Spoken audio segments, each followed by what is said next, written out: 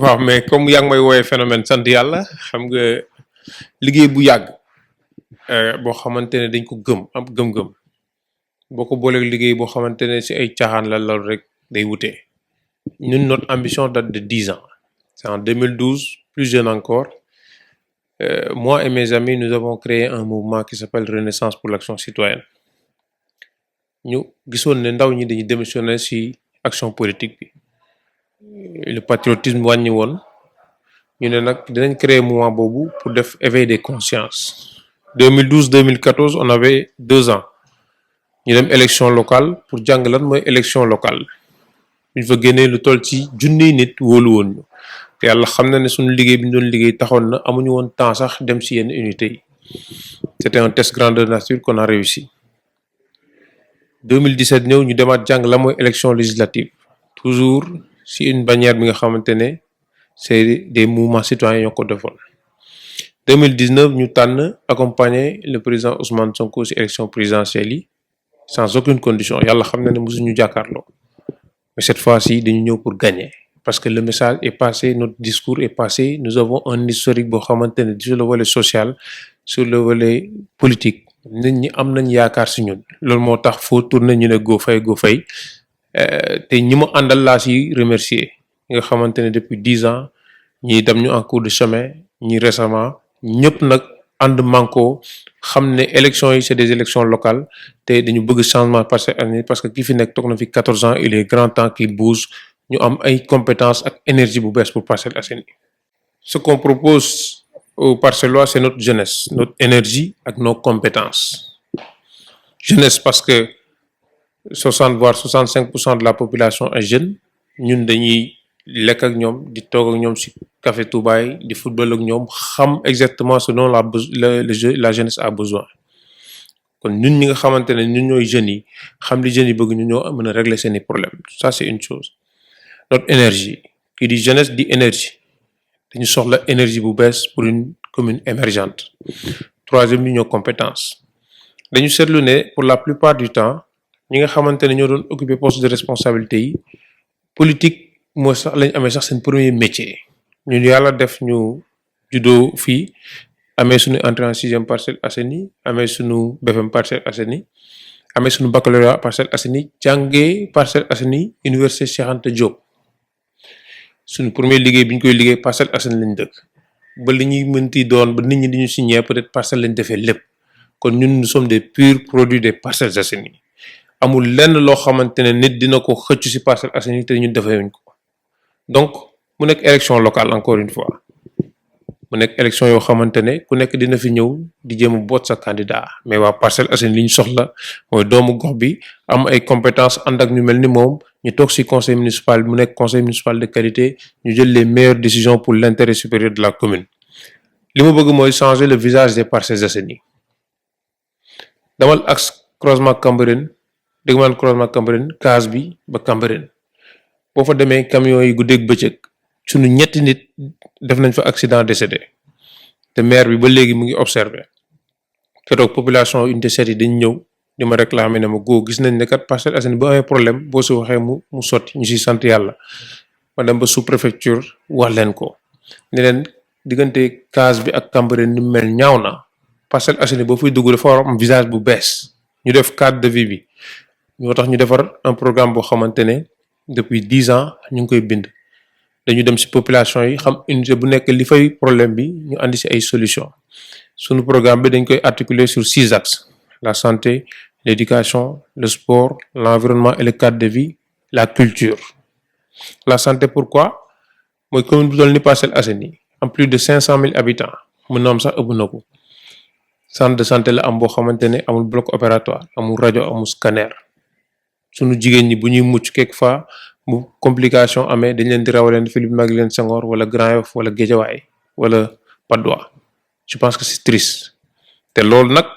c'est vrai que ministère de la santé am na ci responsabilité mais mairie bi fii am na fi responsabilité parce que ñun ñi nga xamante ne yoruñu ndombal tànk dem nañ wuti équipement médicaux lu toll ni valeur 20 millions ñoo jox ko la maire bi te ku ne xam na ne mairie da war na def partenariat public privé question de compétence la suñu compétence la ñuy mettre en valeur pour wan ne du ñu toog ba nekk maire doo ko def mais dañ leen di wan ne ku la jox ndekki bu la diggee añ mun nga ko gëm. L'éducation boo demee école Intuit bu amul buntu toiture yi daanu na boo demee école HLM Grand Médine yàlla xam na ne facture ndox bi dañ ko coupé ñun ñoo fa gas forage pour soulager les jeunes enfants yi nga xam ne bu ñuy jàng ba saf saw amuñu fu ñuy sawee loolu tu penses que c'est normal alors que école primaire yi c'est du domaine de la mairie. ma ne la santé éducation ma ñëw si sport bi depuis 9 ans maintenant ñu ngi doog a ubbi suñu stade bi tey nag ñu ngi inauguré di daw le maire actuel di jéem a nax population yi di leen wan ne lii laa réalisé mais bu mu fàtte ne depuis 2019 la waroon inauguré stade bi depuis 2019 la waroon wax ne lii laa signé woon contrat ak yéen ci 7 merveilles bi nga xam ne ay naxee mbaay la tey mu toog ba 2021 di mbubboo loo xamante ne c'est un projet de l'État mais la jeunesse a parfaitement compris wàllu sport le maire actuel da ko rey bu ñu jógee ci santé jógee éducation dem ci sport ñu dem ci environnement et cadre de vie mais wax dëgg yàlla Parcelles Assainies bu njëkk ba ñun waa Géejawaay sax dañu ñeewoon mais léegi dëkk Géejawaay moo gën dëkk Parcelles Assainies ndax Géejawaay boo fa demee di nga fa fekk cadre de vie bu rafet des espaces aménagés bien pavés avec une belle verdure mais Parcelles Assainies mais route secondaire yi nga xamante ne sax mairie bi moo ko war a rafistole defuñu ko. Parcelles Assainies dafa ñaaw ñun dañu bëgg a jox beneen visage Parcelles Assainies ànd ak doomu Parcelles Assainies defar cadre de vie bi ba ku dëkk Parcelles Assainies tu seras fier de dire que j'habite aux Parcelles Assainies. moo tax ma ne la environnement et cadre de vie dafay bokk suñu axe prioritaire yi. La culture léegi rek maa ngi doon recevoir des gens du monde culturel centre socio-culturel bi ñu fi amoon le maire actuel daf ko tëj école municipale bi tëj rajo municipal bi rey culture bi complètement Parcelles Assainies te ku ne xam na ne économie culturelle dafa bokk ci politique de développement parce que nit ñi nga xamante ne ci culture lañu yaakaar mais dañoo bëri mais le maire actuel rey na culture bi complètement rey sport bi rey éducation bi te di saaga population yi nag boole ci ñàkk kersa bu metti ñun dañu bëgg a nekk maire boo xamante ne dina jege askan bi maire boo xamante ne tous les mois il va sortir communiquer avec ses administrés maire boo xamante ne dina respecter parcellois yi ñu gën a metti nag ci maire bi mooy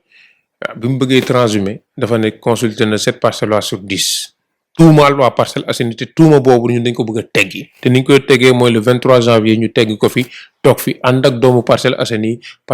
jëm kanam. ci question bi nga njëkk a laaj laay tontu am naa expérience ci candidat yi fi nekk yëpp man rek maa ci mos a dem élection locale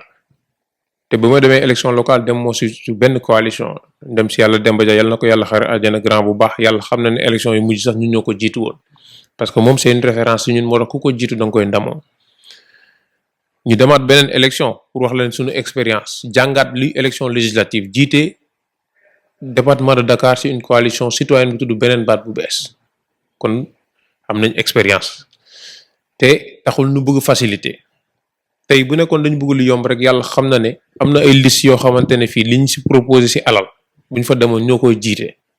mais lépp lu ñuy def day nekk en accord avec nos principes. Et parmi ces principes-là, notre indépendance d'action et d'idée moom moo tax bi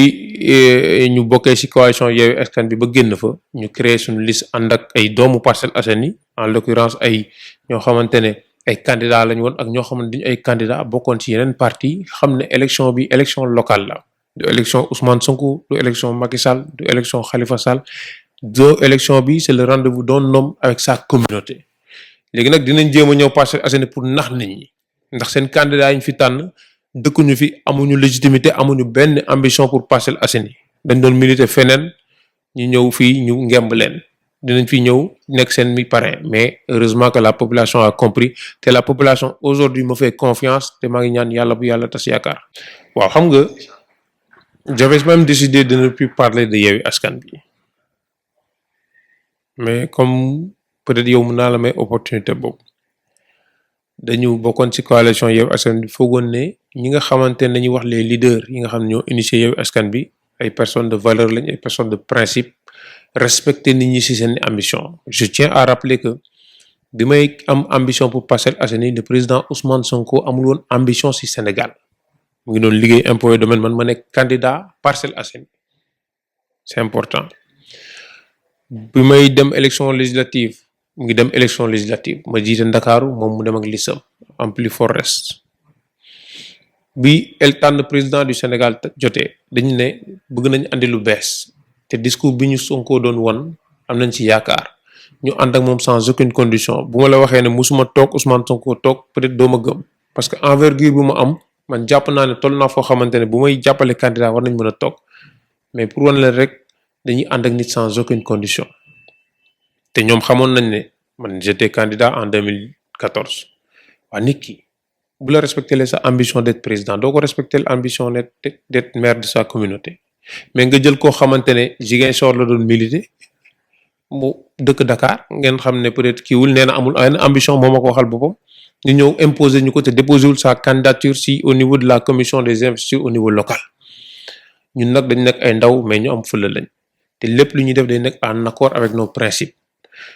comme que ñoom liñ ñu waxoon ne kenn du tànnal candidat Parcelles Assainies waa Parcelles Assainies xool leen ngeen tànnal seen bopp ñoom ñu dem ba si biir tànnal ñu candidat te xamuñu luy Parcelles Assainies xamuñu fuy metti Parcelles Assainies man je pense que yàpp waa Parcelles Assainies weesuwul lool te dinañ dem si kër yëpp unité yëpp buntu par buntu wax leen ne li ñu waxoon au début muy Ousmane Sonko muy Khalifa Sall muy keneen ak keneen ñi nekk si coalition Yewwi Askan bi dañoo bëggoon yeew waa Parcelles Assainies ñun ñu yeewi suñu bopp bëgg a yeewi waa Parcelles Assainies loolu moo waral divorce bi bu nekkoon yow doo ma delloo cër waaw man de bu nekkoon man maay moom dinaa ma delloo cër bi parce que biñ may koy jàppale en 2019 ñoom lijjanti wuñu woon ndax mouvement citoyen la ndax duma mouvement citoyen mais buñ demee ba 2021 jot ñu dem ci élection ñuy lijjanti ndax go mën nañ ko contrôler wala mënuñu ko mais Ousmane Sonko kan moo ko gën a contrôler tu me parlais de risque social kan moo gën a ñeme risque Ousmane Sonko quand Go Faye est incontrôlable quand Go Faye prend des risques prend des responsabilités ñu ne Go Faye kenn mënu ko contrôler liñ doon leen daal mën naa ko wax liñ doon bañal Macky Sall ba tey ñu amoon yaakaar ci Ousmane Sonko mu tas suñu yaakaar nag je tiens à insister sur ça mu tas suñu yaakaar dans son comportement ci biir coalition Yewwi Askan bi duñ ko liñ nangulul Macky Sall duñ ko nangul te nag gindi nañ ma dafa mel ni dama amoon benn voile bu ñu taf sama bët yi ma topp Ousmane Sonko ci combat dem naa ba siège des Nations Unies aux États-Unis di gréewal Ousmane Sonko xam nga ne kooku am naa conviction te koo xam ne mosoo ko teg bët li jàppoon ndaw yi yëpp moo ma jàpp gëm ne Ousmane Sonko c'était la solution gëmoon ne Ousmane Sonko il incarnait l'espoir à ma grande déception j'ai vu que li ñuy tere Macky Sall ñoom loolu lañ def ci biir coalition Yewwi Askan bi permettre nañ nag ñu jël beneen position jël suñuy responsabilité parce que Parcelles Assainies Ousmane Sonko dëkku fi Khalifa Sall dëkku fi Barthélémy Dias dëkku fi ñun doomu Parcelles Assainies ñoo jël décision téyel suñu bopp Parcelles Assainies ànd ak seen rek doomu parcelles yëpp de toutes les obédiences confondues parce que man mouvement citoyen laa yor ku nekk APR maa ngi lay woo ku nekk Pastef am na ñoo xam ne ñu ngi biir Pastef démarche bi ànduñu si parce que jël candidat boo xamante ne déposé wul candidature soi-disant parce que Ousmane Sonko bi mu dëggee Parcelles Assainies ñoo doon fanaan benn lal loolu c'est leur problème personnel mais bu askan bi wootee non seen problème personnel dañ koy tegee fële nañ taxawal intérêt population bi moo tax je profite de l'occasion pour wax ak waa Parcelles Assainies bu leen nangu ñu nax leen ñun ni ngeen amee yaakaar ngeen amoon yaakaar ci Ousmane Sonko noonu lañ ci amee woon yaakaar mais tey dañu tas suñu yaakaar pour des intérêts partisans mooy jiital seen intérêt parti politique yi au-dessus des intérêts des Parcellois te loolu nag dinañ dox kër ak kër tànk ak tànk unité par unité assumé ko parce que nag quand il a fallu défendre Ousmane Sonko dañ ko def ba Nations Unies quand il faudra dire la vérité aux Parcellois et aux Sénégalais dañ koy assumer dinañ ko wax te dañ ciy jël toutes nos responsabilités. xam nga bi ñu duggee dama décidé woon sax du ma wax ci parce que Ousmane Sonko il n'est pas plus patriote que moi Ousmane Sonko gënuma nekk Sénégalais ëpp ma mérite li ma def ci Sénégal Ousmane Sonko def ko ci Sénégal yàlla xam na loolu ndax man damay jël sama alal di ko jox waa askan bi hôpital bi boo fa demee valeur 20 millions laa fa may ci lit d'hospitalisation te sama alal la damay def social bu baax a baax a baax kon Ousmane Sonko yàlla may na ko dayo dañ ko koy nangul mais na xam ne gënul nekk Sénégalais nii gënuñu bëgg Sénégal te dañ ko doon topp te yàlla rek tax parce que xaar ñu dara ci moom te ñun nag dañuy gën a nekk xale am 30 ans président de la République recevoir ñu palais ne ñu kaa leen militer suñu parti ñu bañ pour nos principes mais tey nag du ñu ñëw di soutenir kenn mu amee beneen taxawañ léegi nag man j'ai compris que Ousmane Sonko c'est un Sénégalais comme tout le monde boo xamante ne daf ñu jaay un rêve. Heureusement qu'on s'est réveillé de notre sommeil man en tout cas ak ñi ma àndal. merci pour la question. kenn nekkul ci ginnaaw Go Faye. Go Faye dafa nekk ndaw gëm boppam te gëm ne ñax jariñu alal bi may delloo ci askan bi di leen ko may di partager di organiser samay manifestation man ak samay nit ñi nga xam ne ñoo bokk ci mouvement am ñoo koy cotiser mais n'oubliez pas que moi j'ai été directeur de banque dem naa ba toll station boo xamante ne dañ ma doon fay ay millions te alal boobu dama ko doon delloo ci askan pour wan leen ne du caagi ne maa ëpp alal mais maa ëpp yéene ci Parcelles Assainies quand je prenais des lots de maillot di ko may ASC Parcelles Assainies yëpp mais ñu ay milliardaires rek a nekk Parcelles Assainies mais est-ce que yéene bi ma am ci ndaw Parcelles Assainies am nañ ko c'est ça la différence donc juste rek di wax ne demeewuñu seul rassurez-vous on va dans une coalition qui s'appelle Alliance pour des valeurs éthiques et citoyennes au niveau des Parcelles Assainies nag ay doomu Parcelles Assainies lañ ci àndal ku ci mel ni le président Abdou Wahab Sène boo xam ne candidat la woon nekk bi Yewwi Askan Wi pour les mêmes raisons mu démissionné Yewwi Askan Wi ñëw ànd ak ñun ñu nekk doomu Parcelles Assainies authentique yi nga xamante ne comme ni kenn doon waxee kenn du fi nekk maire ci barke Ousmane Sonko kenn du fi nekk maire ci barke Khalifa Sall kenn du fi nekk maire ci barke qui que ce soit ci barke Parcellois la ñuy nekkee maire te na Parcellois comprendre que ne Parcelles Assainies au Parcellois léegi nag am na ay doomu Parcelles Assainies yoo xam ne dañuy samay mouvement lañ nekkoon ñi nekkoon ci yeneen parti yi nekk ci yeneen entité ñoo xamante ne ay personnes de valeur lañ tey ñu xam ne on doit répondre à l'appel des Parcelles Assainies ñu bàyyi seeni entité yooyu ñëw ànd ak ñun parce que xam nañ ne nag am nañ yéen ci Parcelles Assainies am nañ compétence ci Parcelles Assainies te bu ñu dénkee Parcelles Assainies da nekk la première commune du Sénégal xam nga dëgg mooy njëkk mooy mujj tey sànq wax naa la ne am na le mouvement Air Pur bi nga xamante ne ñun ñoo ànd ci élection yi am na le mouvement Sénégal autrement bi nga xamante ne ñun ñoo ci ànd am na ay identité remarquable yoo xam ne ku ci nekk rek mën nga nekk maire Parcelles Assainies mën naa lim ku ci mel ni Astou Diène bi nga xamante ne plus de 15 ans mu ngi nekk ci parti politique yi di xeexal ba Parcelles Assainies te koo xamante ne mérite na nekk conseil municipal yàlla xam na ne dama ko topp ay fan pour mu accepter ma loolu ndax mu ne ma man ci parti laa nekk mais nag Parcelles Assainies moo soxla mais dama am ay kilifa à la limite ku mel noonu ñooñu ak bëgg-bëgg bu ñu am Parcelles Assainies ak li ñu def ci Parcelles Assainies bu ñu duggee ci sunu liste nit ñi xam nañ ne kat dëgg moo jot ndax ñooñu ay nitu dëgg lañ ñu respecté lañ te ku ci nekk far nga fi nga far ba ñëpp xam ko mais dafa di ñun suñu coalition bi coalition doomu Parcelles Assainies la de coalition boo xamante ni parti bii wala parti bee moo tax ma ne maa ngi woo waa APR maa ngi woo waa PDS maa ngi woo même ñi nga xamante ne ñu ngi ci Pastef di dund injustice ñu ñëw ànd ak la liste bi nga xam ne mooy doomu Parcelles Assainies ñu toog ensemble ñu defar Parcelles Assainies loolu nit ñi ñoo ko wax mais man ànduma ci loolu tout sauf Moussa Sy boo fi tegee ku na ngi yées Moussa Sy day doy waar tout sauf Moussa Sy boo fi tegee koo xam ne Moussa Sy ko tane nooy def ak Parcelles Assainies man dama ne nañ fi jëlee Moussa Sy teg fi ñi nga xamante ne am nañ ay compétences def seeni preuve dans le cadre professionnel def seen preuve dans le cadre politique wane constance nag ndax nag man moom depuis 2012 ma créé mouvement ku ne xam na ne lu metti rek laa ñeme musuma ànd ak état te pourtant j'ai des opportunités pour ànd ak état mais am na fa ay kilifa yoo xam ne bi ñu fi ñëwee ñëpp a daw dem man rek a toog boo xëy ñu ne góo yaa ngi fi di lii gaa yi fi lee mais dafa di ay principe laay ànd ak ay nit te fi mu toll nii nag waa Parcelles Assainies laay waxal l'heure du changement a sonné et le changement c'est avec Go Faye parce que sunu tur bi mu ngi sunu liste mi ngi tudd avec